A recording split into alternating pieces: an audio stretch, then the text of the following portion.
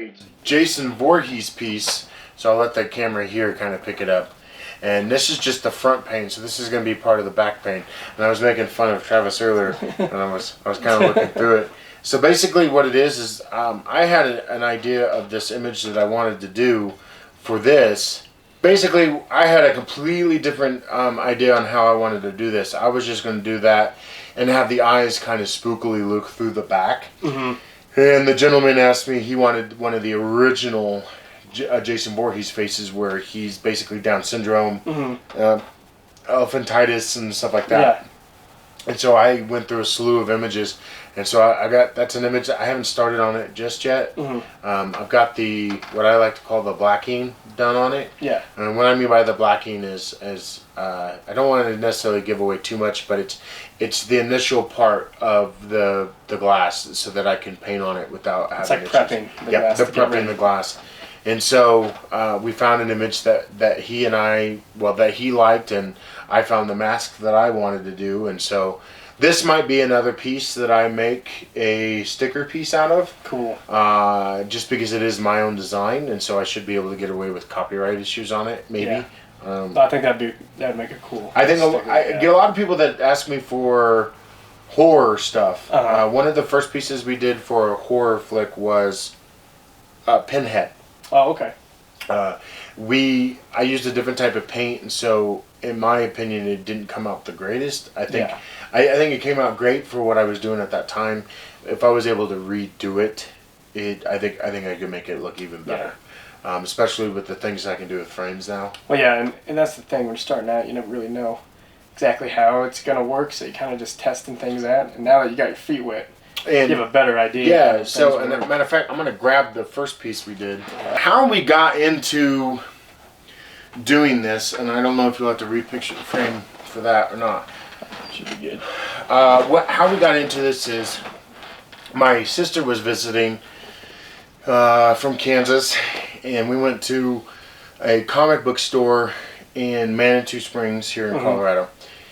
And as we were looking around, we found this piece that I want to say it was about 3 feet tall, and it was Spider-Man, and his shadow was coming down, and it was in the form of a spider, and I want to say that they had painted on both sides of the glass and then put it together and put it in a frame. And the work was, if I was going to be polite, if I said it as a buyer, it was shoddy work. Yeah. It wasn't all that great. And I was telling my wife, the guy wanted, I think it was like $500 for this piece of art. And I was like, yeah, no. And my wife was like, well, can you do better? And I was like, I think I could do better than that. So my wife called me on my bullcrap meter. And so we immediately, I don't know why this is all of a sudden going into, so we went to Hobby Lobby. My sister's, I was talking about, well, how are we going to get it into a base? Yeah. And my sister's like, I can do wood stuff, so I think I could do that for you. So we went to Hobby Lobby, got a couple pieces of glass, and we got the base, and we put it together, and this is the first piece we came up with. You can't really tell what we did here, but it's 2 panes of glass. On one pane of glass on the back is where I painted on the front of it, and then the front pane of glass we stuck to the front. Oh, okay. And then I glued the edges so that you couldn't ever pull it apart.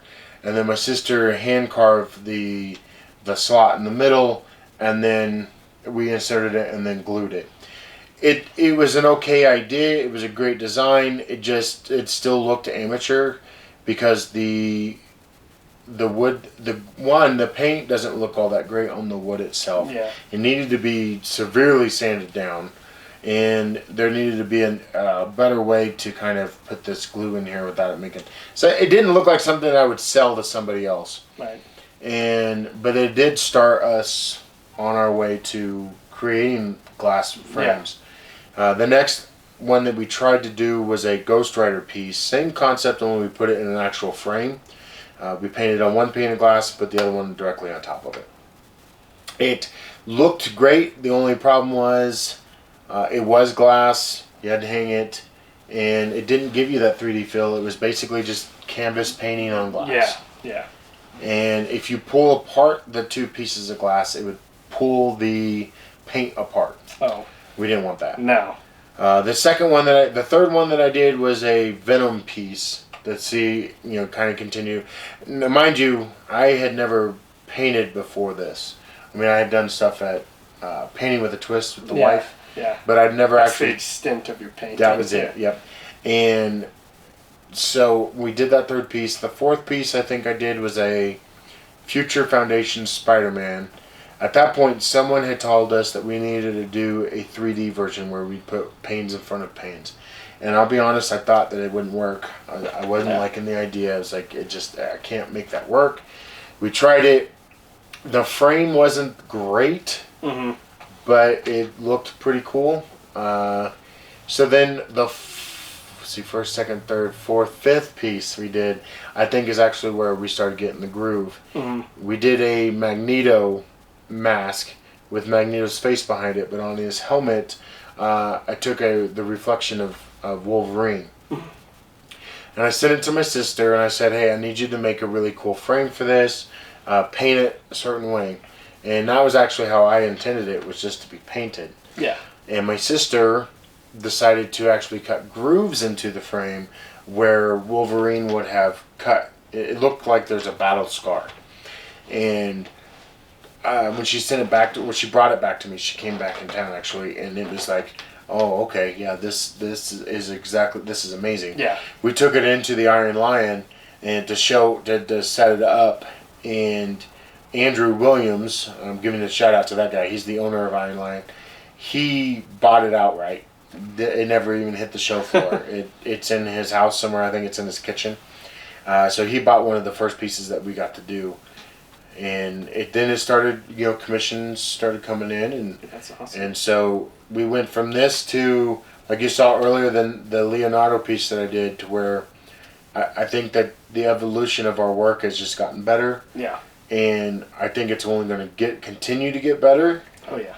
And to be honest, I'm hoping that I find other people that love to do art as much as I do, that is willing to work under the umbrella of the Crimson Fox Studios, so that it's not just me showing my art off, that it's other people too. Yeah. Well, cool. I think the future is bright for these pieces, because they're unlike anything we've seen before. So, and I think you finally found what's a good way to do it. Man, I tell you, when we first started doing it, we had to use a nail gun to lock the frames up. Yeah. And that was scary. My sister knew how to do it perfectly. I was always scared she was going to hit the chip of the glass, and then it was going to crack it.